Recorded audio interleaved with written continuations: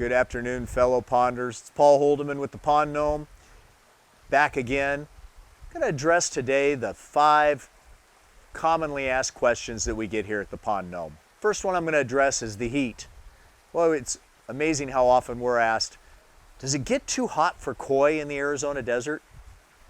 And the fact is, the Pond Gnome has been building koi ponds here in the Arizona desert for the last 22 years, and we have a lot of happy koi living in a whole lot of backyards here in the Valley of the Sun.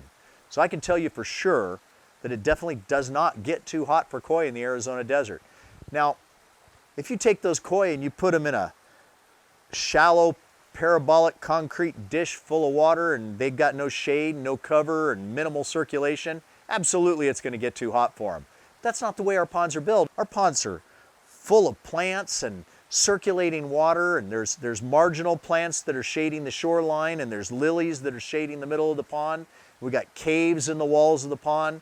So there's plenty of places for the koi to get out from the sun if it gets to be too much for them. And that's one of the reasons that koi tend to be very happy in their Pond Gnome pond environments. Another question we're asked all the time is, how hard are these ponds to maintain? The way we build our ponds, if you're a gardener, they're no maintenance at all. It's nothing but fun. It's a gardening effort, in other words. If you're not a gardener, or just in terms of time, let's talk in terms of time, you'll spend between 45 minutes and an hour a month on average taking care of your Pond Gnome pond. A little more in the summertime because plants are growing faster, and a little less in the wintertime because plants are hardly growing at all. But by and large, on average, less than an hour a month. What about mosquitoes? Very common question that we're asked here at the Pond Gnome. Will my pond create mosquitoes? And the answer is no. The short answer is a well-built pond full of hungry fish is better than a bug zapper for controlling mosquitoes in your backyard. In fact, you can't find better mosquito control than a well-built pond full of hungry fish. So rest easy with your Pond Gnome pond. You're a cure for the mosquitoes in your neighborhood.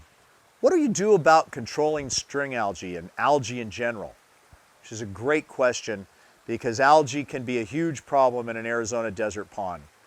So we build our ponds with a combination of mechanical filtration that takes out all the leaves and debris that tends to sink to the bottom of an average pond and rot and become food for algae. We remove that through mechanical filtration from the equation.